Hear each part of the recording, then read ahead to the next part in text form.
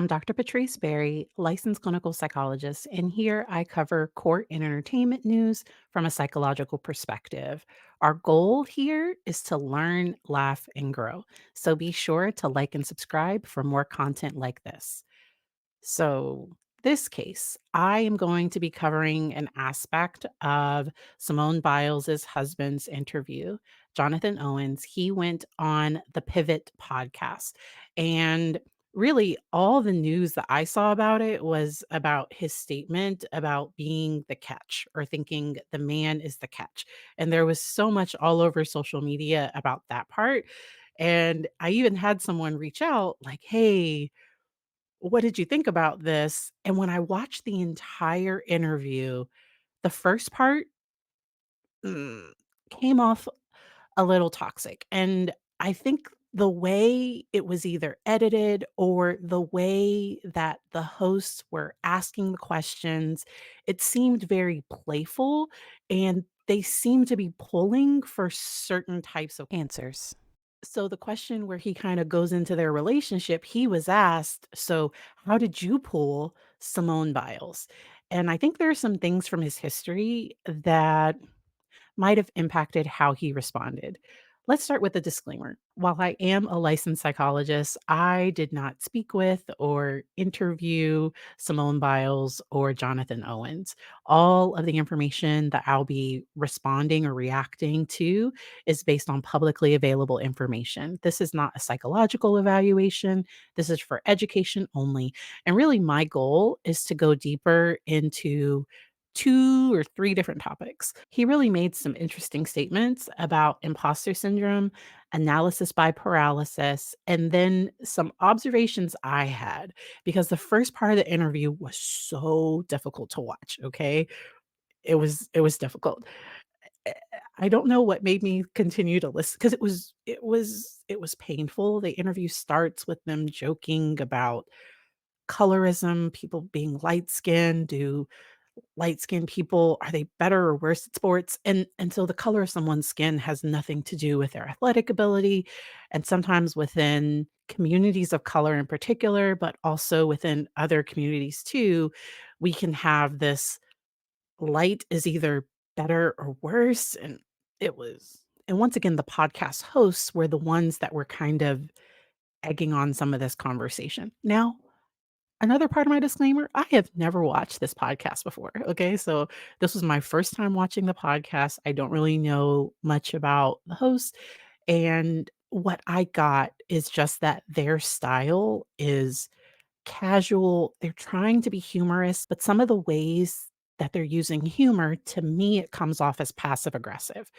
where a question's being asked, but there's an undertone versus a question being asked in a neutral way.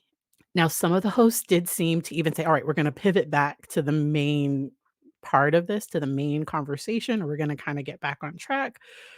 Uh, I do have a link to the full interview down below. I will be showing a few clips from it.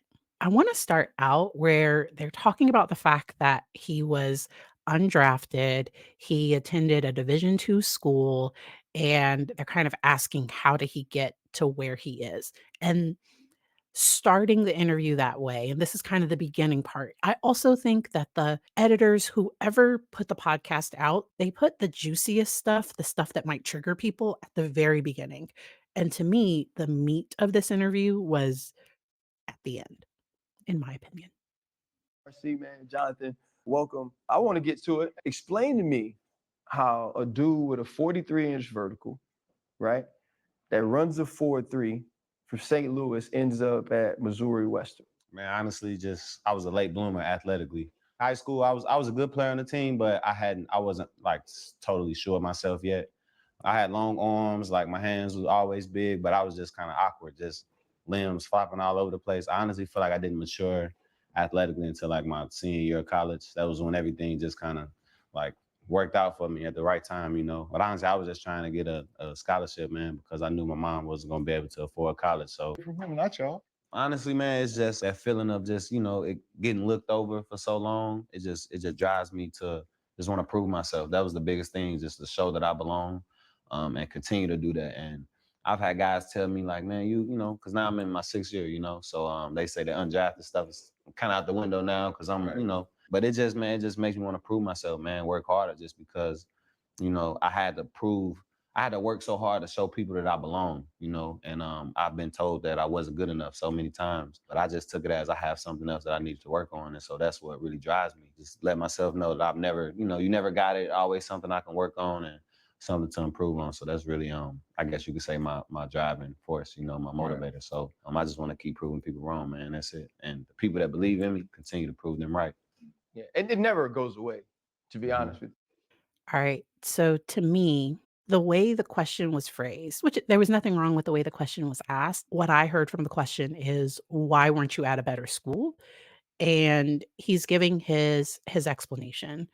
And if you go into this interview unbiased, and that's what I tried very, very hard to do, okay? If I was going in looking for toxic stuff, then there are some things that are said that are a little like, "Ooh," I wouldn't have put it that way. Ooh.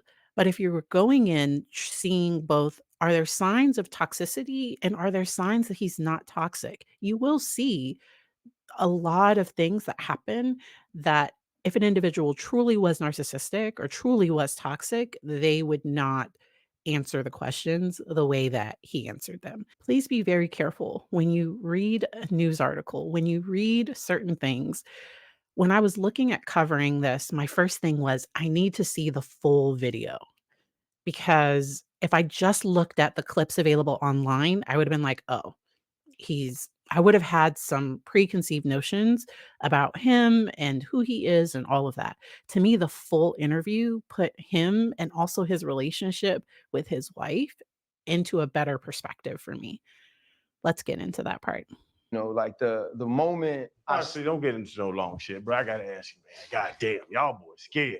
Bro, as us pretty red dimes as we are, how in the hell did you pull Simone Bile? And I love this football talk, bro. I gotta get to it. I'm over here rubbing my knees trying to answer this. Hey, Chad, I wanted to tell him he's talking about being looked over. Now, when the right people look at you, Yeah, that's you know what I'm saying? How did you do that, bro? man, it's you really how she pulled me, man. That's the question. Oh man. Lord Jesus! Now you with Freddie. Now it's back. Now But you listen, with I'm gonna tell you, organic story, man. So Do you get what I mean? So please try to view that from a neutral perspective. A lot of people are thinking, how could you not know who she was? And he later explains that when she was in the Olympics, that he was grinding in college, that they did not have NBC, I believe, is what it was where the Olympics airs, and that he just didn't cover it. He just didn't watch it. And I think he was focused on the next phase. He talks about in his senior year, he was really concerned about needing to make it to be able to help support his family. So he comes from, and he explains it in the interview. He was raised in St. Louis, Missouri, and kind of in a rougher area. His family did not come from money, and that the area that he comes from, people can go down a wrong path or it can be difficult to escape. And the community that you're raised in really can have an impact on your thoughts, your beliefs. Now, some of his comments did kind of come off a little, uh, I guess the word is just misogynistic. Like it did come off like the man's always the catch. Like that's kind of how he said it. And yet I see the other perspective. So when my husband and I started dating, he wasn't bragging to his friends, I'm dating a doctor." Like, he didn't do that. Now, I was bragging to my friends, like, I'm dating an aerospace engineer, like, that was now he has a ton of other phenomenal qualities. He is really brilliant, smart, has always been very attractive to me, and some of the parallels with my relationship and kind of how they met. So, my partner and I met online. I checked out his profile. Now Simone Biles, she went to his, I guess, Instagram or something, and she liked some of his posts. Now, I didn't like any posts until my husband initiated, like, a message to me, and but that was some of my purity culture, mm, some of my own stuff of like women don't pursue men. And I've really come a long way with changing my perspective on a lot of that. Like there wouldn't have been anything wrong if I had messaged him first. The message he sent me was really phenomenal, but that's a whole other thing. And the weird thing I did, so I think every couple can have this kind of weird story. So the weird story I have is I Googled my husband and I found some like childhood articles. like I I'm a bit of a researcher and I was just trying to make sure because I had had a different situation where I Googled someone and some things popped up that I wasn't comfortable with. And so Google can be your friend. The other thing that he really went into in this interview is the fact that he wasn't really looking for something serious. He did see that she had a lot of followers. She messaged him first, and he says that if she had messaged him, he probably would have forgot and not messaged her back. And it wasn't because she's not worth it or she's not valuable enough. To me, the way that he described it, it was about the mindset he was in, the perspective he was in.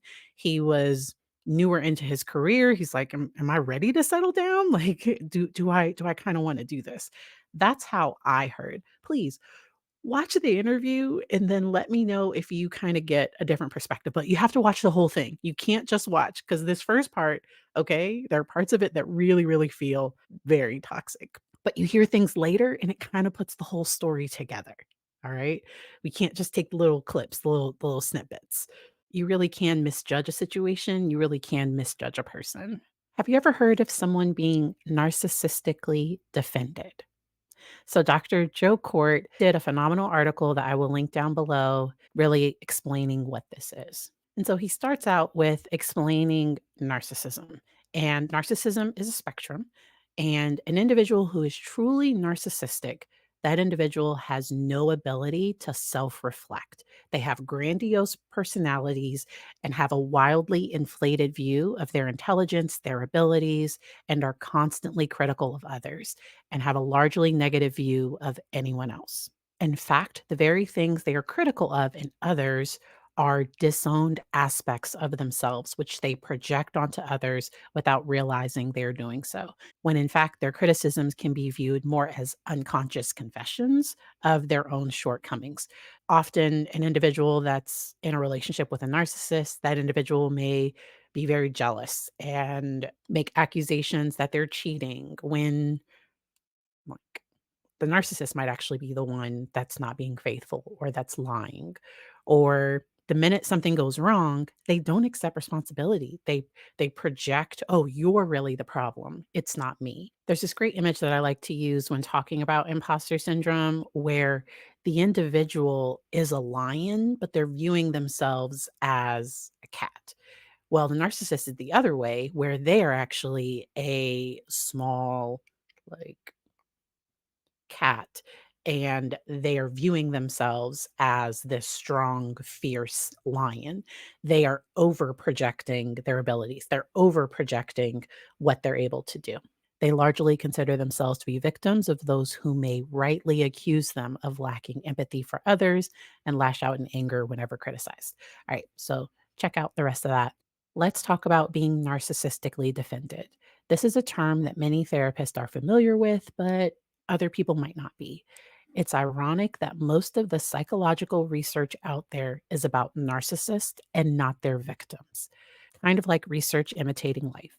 The narcissist gets all the attention, their victims get little. People who are narcissistically defended often come from families in which they have suffered the indignities of one or more narcissistic members of their family. They worry that they share some of these traits and become hypervigilant about anything that is focused on themselves. They, unlike the narcissist, worry that they may also be narcissistic and are quick to apologize for most criticisms that come their way. When criticized for being arrogant, for instance, they may be willing to say, "Well, you may be right. Let me think about that." Because an individual who's a narcissist would never like full we're talking the spectrum, okay? So at the end that has narcissistic personality disorder, that individual is never going to admit that they're wrong. They often are not really going to present to therapy. They might do couples therapy, but like that's gonna there normally are issues that arise because they're often going to blame their partner for everything and want the therapist on their side. We call that creating a triangle. Within a healthy relationship, it's us, like the couple should be joined together and getting support from the therapist. And the therapist shouldn't be on the side of the wife or on the side of the husband. They should be on the side of the couple, supporting them both. That's why I don't do couples work because I often have a favorite. Like, it's like, I just like I can't I often think someone's right or wrong. So I don't I work with people individually. I refer out for marriage work when people need it. If I do have to stay, so I have the ability to be neutral because I do that in family therapy where the goal is improving the family, improving everyone as a whole. And couples, it's just it's not what I enjoy. So let's go down a little bit further to talk about the family dynamic. So, an individual that's narcissistically defended might grow up in a family where they've been gaslit. And in this article, it talks about how the parent never acknowledges their achievements. I've worked with some parents that over identify with a child. So, sometimes the child that's the most like them, that the narcissist sees themselves in, that is the child that they'll rain praise on. And that'll be the one that is the object of their affection. The individual who struggles a little bit more that and when I say is more like them, it's the positive aspects that they want to be reflected back onto them versus if another child maybe struggles academically or has some difficulties, I've seen the narcissistic parent kind of reject that child. Or if that child speaks out about the manipulation or control, there can be issues. And so I haven't read this full article, but it does go into the golden child, which, yes, that's what I was describing before, the child that they reflect positively on, the one that the parents prefer over all the others. That child can do no wrong. They get privileges that the others don't. And it kind of goes into more of that. So, the reason why I brought up the whole topic of being narcissistically defended, I don't even think that's what was happening in this interview. I think there was one part that he said what he said, he thinks what he thinks. To me, later, he talks about how much he's learned from his wife, Simone Biles, and how when they go out, people are asking for her picture. Like, that's when he really realized, "Oh, like, she's the big deal." And the rest of the interview, it didn't seem like he was put off by this or that he didn't like it. Really, he talks about how much his life has changed and how he's really learned from her how to handle and manage when people come up while he's eating and ask for him to take a picture with her because people don't really know him. Like people, if they're out in public, people recognize her and they often ask him to take the pictures. The frustration that I heard was just a partner that's like, we're just out. Like we just want to be out. We just want to enjoy. So they can't just go to the mall and not be followed by a whole bunch of people. And he even said, like, when it's the kids, it doesn't really matter as much because the public, they often think that they are entitled to that picture or that, they're entitled to aspects of their life. And truly, when I was watching this, I did not get any hint. So if I had only watched the TikToks and the Instagram posts and the YouTube videos that only talked about that she's really the catch, that that he should be great because he in no way to me came off like he didn't understand or appreciate her stardom and who she is and how hard she works. Because in it, and this will phase us into the mental health part, he talks about how much he's improved and grown since being with her and addressing mental health. So let's get to that part. And like I said, it's way deep into like, it got good about 30 minutes into it. Man, she's kind of taught me how to deal with that though. Even with that, she's a big advocate in the mental health space. How does she help you with those challenges of being a pro NFL player? A lot of ups and downs, Man. maybe not having the confidence that you talked about. I'm glad you brought that up, man. Me and her, man, we had a conversation before the first game. Like maybe because we get that break before right after camp, you get that weekend. And I'm watching film and I said, babe, look at this. Like I thought I did. She's like, man, you look a little slow right there. And I'm like, girl, what you talking about? He's like, no, you just look like you're thinking too much. And like, because I know who's like anybody else, any other woman other than her, I'd have been like, man, what are you talking about? But she said that. She's like, I just been noticing it. I noticed it for a while. I just didn't say anything to you, but she did. And when I thought about it, like my coaches have told me that because I'm very like, I've always been like a nerd in school, very analytical thinker, and she told me that and it brought it to my attention and it was slowing me down just because I went to the sports psych guy with the Packers and he told me it was called paralysis by analysis. So you trying to be so aware of everything that's going on that you freeze yourself and you know what I mean? And that would happen to me, and it would be times where she'll lead the game and be like, "Ah, babe, you just look a little slow today." I'm like, "Girl, be quiet." Like, what? Like. But when she did that, it made me, have to work on myself, because I did. So I remember why I mentioned the narcissistically defended because, or just an individual that, and maybe the reason why I'm fighting for this so hard is because if my husband comes to me and is like, you need to work on this, I'll be like, no, I don't. And then I'll like think about it. I'm like, oh, he's right. And I do. And so I think there are people that when they first hear feedback, their initial response might be to kind of defend, and then they do actually think about it and they take it in. And an individual who is truly toxic does not take it in at all. They would kind of turn back on the other person and go at them. So that's why I said what I said. Let's talk about analysis by paralysis, or he called it paralysis by analysis. So, this is a phenomenon that's not only within sports psychology, it can affect any person's decision making. Analysis paralysis refers to overthinking a problem to the point that it becomes difficult to make a decision. It often happens when people are overwhelmed by their choices or have too much information to sort through before they make a choice. Simone Biles talks about getting the yips, that if she gets too much into her head, that will affect her performance. He later goes on to talk about, so when they were dating, he asked her, "Who is your competition?" And she's like, "Me." And he was like, "No, no, no, like, for real, like, who's your competition?"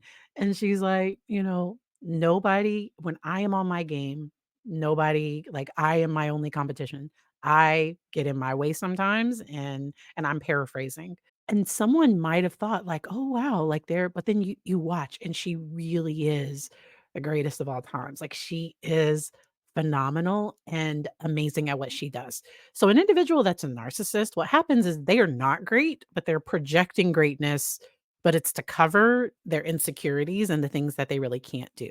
It's often helpful for an individual if they aren't confident to be able to kind of project confidence and while they're working and gaining it, and that can come off in kind of a toxic way. Those are just my thoughts. So going back to paralysis analysis, analysis by paralysis, paralysis by, yes, going back to this. From the time you wake up in the morning, you are bombarded with information and faced with making many decisions. This is why often athletes will have a routine that they do on game day or that they do for practices where they don't even have to think about what am I going to wear, what am like it's an easy stress-free day for them. In fact, people make approximately 35,000 decisions per day. Some decisions can be as simple as which shirt to wear to work, while other decisions may be more complex, like whether to move forward with a new career opportunity. Analysis paralysis is a state that you can find yourself in when feeling extraordinarily confused or overwhelmed around a certain situation or decision. And athletes have to make split second decisions. That's why they practice the same route. They do the same thing. They study film because it has to be second nature, that when they see that thing, they can't think, "Oh, is it gonna be," like, they just have to go. They just have to do the thing that they've practiced. They have to do the thing that they've rehearsed, and they have to be confident in the decision that they make because it can, so, like, I thought they were gonna do this, but they did that, and it resulted in a touchdown. Because he's a safety. I think that's defense. Ugh, I used to be so much better at following football. I do not follow it as much anymore. Let me just Google, because I think they defend the wide receiver, maybe? I'm so bad. Yes, safeties are defensive backs. Yes. All right, good. And so as a safety, like it's literally his job to defend and make sure that they don't get a touchdown. Now, not only his, it's the whole team. I think there are 2 safeties. I could be wrong. That, like I said, mm, haven't watched football in a long time. I went to Virginia Tech. I have on my Virginia Tech earrings that I got for Christmas. I attended Tech because it was a great football school. I knew for my bachelor's didn't matter where I went because I was going to go on to grad school anyway. Tech had a really great, like all of their programs are amazing. So I did their psychology program there and went on to an APA accredited graduate program after doing my bachelor's. I was able to hang out with some of the football players, and even the players that didn't play still had to project like this confidence. And I had friends that just looked like football players and they would get extra helpings of food in the cafeteria, and people would assume that they were on the football team. And so as a football player, you can kind of be fond of, like, you can kind of, people can sometimes like fall all over themselves, and you can kind of get used to that. Like to me, there's this culture with football. So I do think that the culture people are involved in, I think that kind of matters. And so going back to the article, it's harder to make decisions when you're overwhelmed. Usually, in an effort to make a thoughtful decision, people might consider varied viewpoints, pros and cons, but like when it's a game in sports psychology, you have to immediately do the thing that you practice. You have to make that decision and you have to trust that. And so, what kinds of decisions can lead to analysis paralysis, career, family, relationships, finances, and probably, and then I do think it applies to performance as well. Anything where you are looking to perform. Researchers have found that high pressure situations that tend to trigger analysis paralysis also lead to worse performance on cognitive tasks. So, in our attempt to find clarity in decision making through information gathering and reflection, we actually end up consumed and more confused. Making a clear, confident decision can start to feel impossible. So, what does it feel like? Ruminating thoughts, rapid heart rate, anxiety, sweating, shallow breathing, loss of sleep, fatigue, disinterest in making a decision, lack of productivity, inability to focus. And in sports, it can affect your performance and make you not as explosive on the field. Which traits contribute to analysis paralysis? Rigid thinking, people who do all or nothing, perfectionism, perfectionists are often very careful people, which in itself is not bad, but perfectionism can lead to trouble in relationships, career, family, all of that. Despite our best efforts to avoid distress or avoid distressing others, we can't always predict an outcome, and decision making can feel risky. And so I think that's where a sports psychologist would really encourage, hey, do the thing that you practice, do the thing. It's better to make that decision than to hesitate and not do the thing that you were supposed to do, and now, you know, you aren't performing as well. People pleasing can also impact that, lack of confidence. How to stop analysis paralysis? The first thing is to recognize that it's happening. Give yourself permission to be flexible. Remind yourself that you are capable. Stop asking others' opinions. So do the thing. Limit forecasting and stay present, because often anxiety will kind of will take us out of our thinking brain, and it'll put us into more of a survival brain. And so I get why they're saying stay grounded in this present moment versus if they're imagining, oh, if I don't make the right decision, they're going to make a touchdown. That's going to put you in the wrong headspace, in my opinion. He also mentioned imposter syndrome. So let's get to that part. Had to work on myself, because I did realize like I was confident, but it was almost like pretend confidence just because I know I'm supposed to be confident because I'm in the NFL. In my mind, I still hadn't proved myself enough. And man, we had that conversation and I went, to the sports psych guy, just talked to him about it. And he just kind of telling me everything that was going on. And he told me about like imposter syndrome and just thinking that you are, everyone else thinks that you're something else, and but in your mind, you still don't feel like you deserve it. That was really something that I was dealing with. Sports psych guy a few times a week, man, talking with him. And she told me though, she's like that's what I like right there, you know, and just seeing how fast and just quick and just making fast full speed decisions. It was a game we had against the Rams. I'm in cover 3 in curl flat. Quarterback dropped the snap. It's a rainy game. He dropped the snap, man. I shoot the B gap, like, you know what I mean? Like I said, I'm in coverage. I shoot the B gap, and I go get a strip sack, and it's like critical part in the game. And it wasn't even, yeah, you know. And she's like, I was surprised you went that fast. Like I didn't think you were going, you know what I mean? And so that was the moment I told her. I was like, you know, whenever I write a book one day, you know, I'm gonna come back to this situation, like this conversation we had. Like we just laying in the bed, man. I'm watching my iPad, and she tell me that. But you know, that's what like I think about all the time. You know, I'm telling her that was the big moment in my career where I feel like my trajectory in my career changed because I started 17 games last year, but I was kind of forced into a vet role, but I was still new. I had only started 3 games before I started out You're playing 17 with last Jalen year. though, too. Yeah, so I'm really having to try to accelerate. Like I got to help, you know, kind of help bring him along too. But like I said, it wasn't.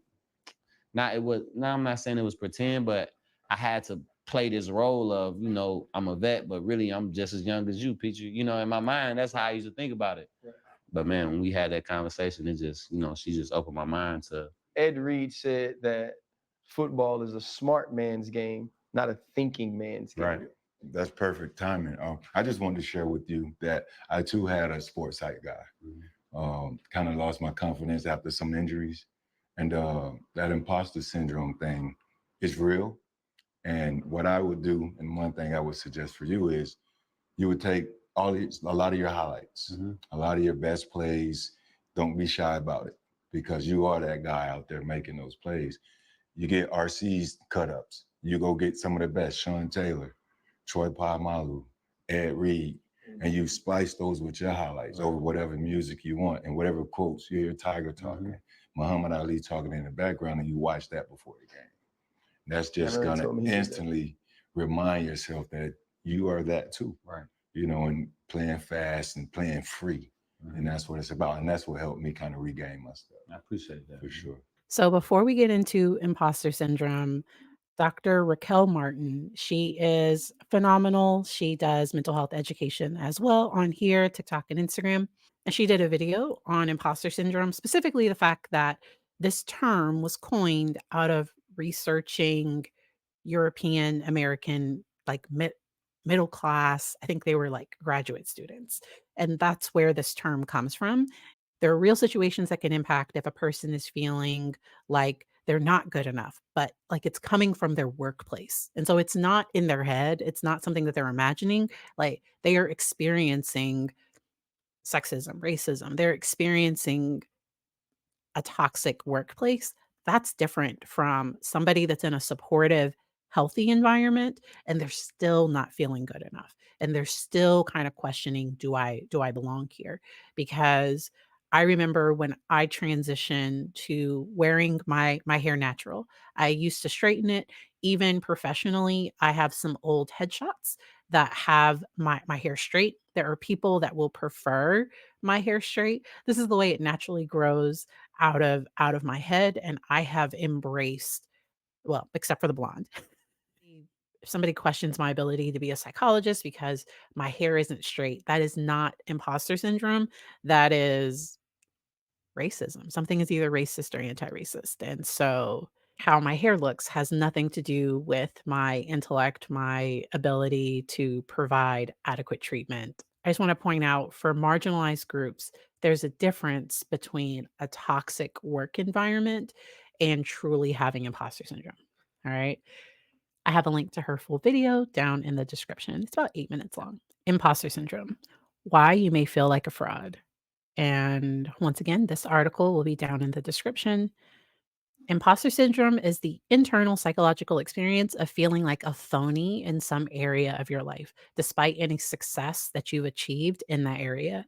I work with a lot of new moms that are adjusting, and it's not because there are some situations that I wouldn't even call it imposter syndrome if you are transitioning from one role into another role. So if you start a new job, it's normal to at first feel like, do I fit in? Do I belong here? Like, why did they hire me?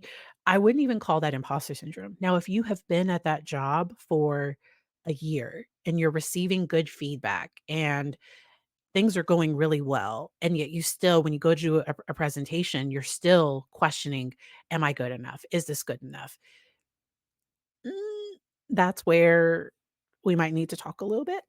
Imposter syndrome is not a diagnosis, and I'm going to mention that again in a second because a lot of people experience self doubt. A lot of people experience what happens is if this is a bit of a pattern and if it's starting to affect your ability to perform at work, then that's where it might be something that needs to be addressed. So I'm a bit of a visual learner and this is my favorite image that describes imposter syndrome, that it's feeling like this is what I know and this is what everyone else knows, and not feeling good enough.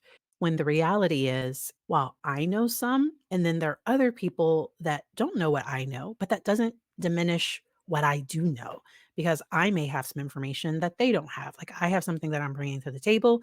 And then if I have a question, that I can seek out support, that I can seek out help. I've seen leaders that are kind of insecure and they don't delegate to anyone else. Like they want to do everything. If they don't do it, it's not going to get done right.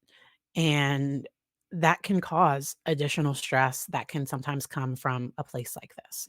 You might have imposter syndrome if you find yourself consistently experiencing self doubt, even in areas where you typically excel. Imposter syndrome may feel like restlessness and nervousness, and it may manifest as negative self talk.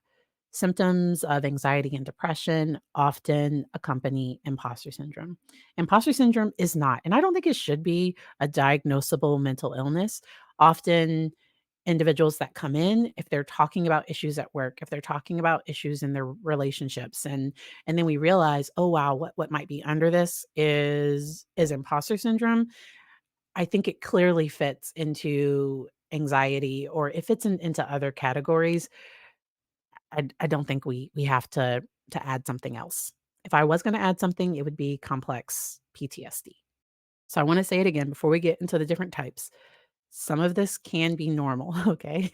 So, is it affecting my ability to perform at work? Am I spending an extra 3 hours on a presentation that's clearly done?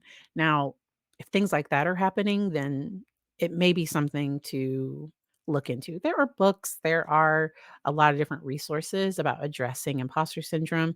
If it's pretty severe and accompanied by anxiety or something like that, it might be helpful to talk with a therapist. I have links down in the description about how to find a therapist.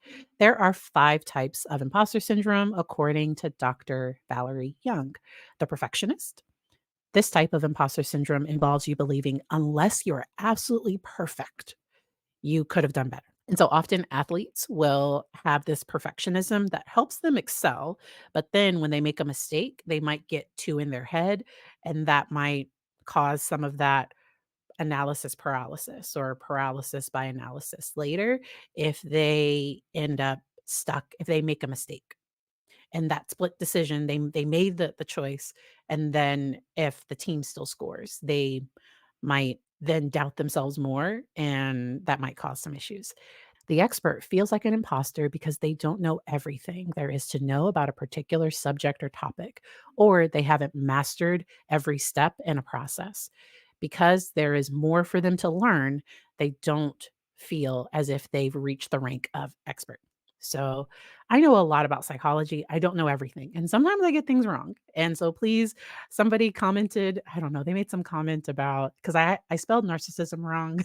and and so I just, but they made some comment about like, you shouldn't be a doctor if you can't spell narcissist. And this was like, thanks for the engagement. I delete the comment and I did edit it and fix it. I will not get everything perfect. Mistakes are how we learn. When people point it out in a helpful way, like I leave it up, it's fine, but I don't let that affect my view of who I am professionally. So I will make mistakes, and I try to model that for my clients so that when they mess up, it's like, "Hey, even Dr. Barry makes mistakes. Dr. Barry," like, I do. Uh, my professional email was not connected to my website. Something happened on the back end, and you were able to submit a contact us, but I never received it." And it was a client mentioning like, "Hey, I've been trying to reach you. I sent emails via your website." And I was like, "I'm pretty good at checking emails," and I didn't get any of them. And so I was able to reach out to my developer and get it all straightened out. So, mistakes are how we learn. We all make mistakes. Nobody is expert in everything. And even experts, because I think that can get dangerous when the expert thinks, "I no longer have anything else to learn. I know everything." That can be a bit problematic. The natural genius. In this imposter syndrome type, you may feel like a fraud simply because you don't believe that you are naturally intelligent or competent. If you don't get something right the first time around, or it takes you longer to master a skill, you feel like an imposter. Here on this channel, that's why I talk about the fact I have a processing thing. So often when I'm live, I will 9 times out of 10 forget someone's name. I might say Mexico instead of New Mexico. But true story. People still get mad in the comments on that one. I might say Ohio instead of Oklahoma. Oops. I'm sorry, people. And I might say 2020 instead of 2024. Like, ugh. And that doesn't make me question my intelligence. My brain works different. Sometimes as I'm talking, I'm not processing at the same time, and I refuse to do, like, a whole entire script. I just won't do it, so it is what it is. If I say something wrong, politely let me know in the comments, and I'll say thank you. I appreciate it. So the next type is the soloist, and this is the individual that feels like an imposter if they have to reach out for help. If they can't do it all on their own, they start to question their competence and abilities. This last one, so this is the one that I had to overcome, is the super person, because I was raised my mom is phenomenal and she did everything, okay? Like, she just did it all, and she did it amazing, but she worked way too hard, and it was probably really stressful for her. And so there were times, especially as a Black woman, that she had to work twice as hard to, just to achieve. And my mom's name is Johnny. And so people often assume that she was a man. And so she was fighting a lot of different barriers. And I so appreciate her struggle. And I'm also thankful that I don't have to fawn in meetings. I don't have to people please. I can say things exactly the way I think or consider them. I don't have to monitor myself. I'm able to use my voice in a way that 30, 40 years ago, my mother was not able to do. It just it wasn't safe for her to do those things. And so I don't take any of that lightly. And that's where a person's history, if this is rooted in the isms, that is a whole I don't know if it's imposter syndrome, like, that's where no, like, that's the effects of the isms. So the article does go on to share some tips, and it recommends sharing your feelings, focus on others, assess your abilities, take baby steps, question your thoughts, stop comparing. That's the biggest one. Use social media moderately, especially if it's causing you to kind of doubt yourself more, or like unfollow, or like, if because let's say you have this friend that's constantly posting all of their accomplishments, and it's starting to kind of get to you. I personally see that, and I'm so happy for them. I'm like, it in no way makes me feel less. There are times when people are in a bit of a valley, they're struggling, and seeing other people's successes might be kind of triggering. And so that's where you just do what works best for your mental health at the time.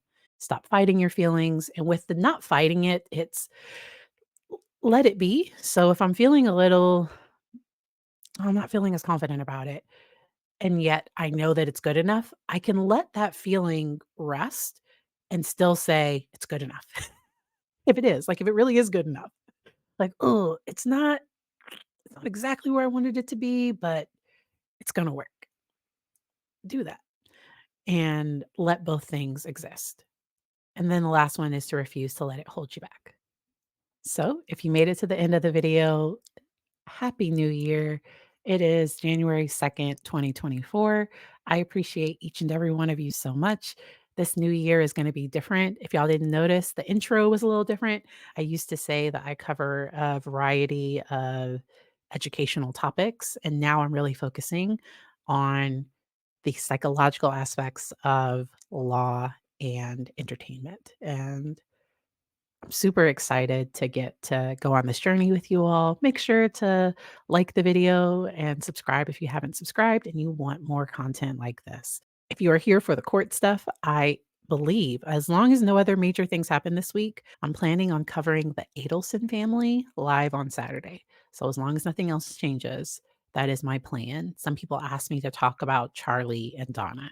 And also here, I'm gonna have a new thing for the new year where a new video will drop on Tuesdays at 8 p.m. that will premiere, and I'll be available in the comments. And then Saturdays, I'll go live about 2 p.m. Eastern.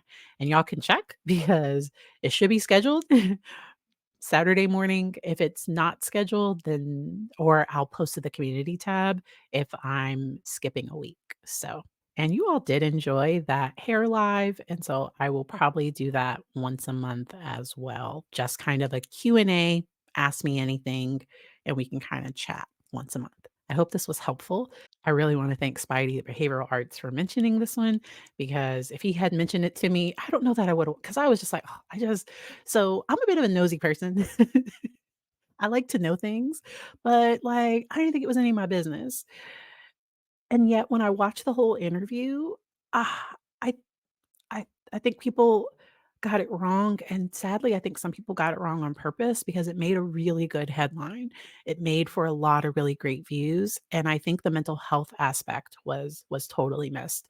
And if you have any thoughts, if this changed your mind, or if you're still thinking, nope, there's no way, I think he's, like, whatever your thoughts, let me know them, and I hope you enjoy the rest of your day.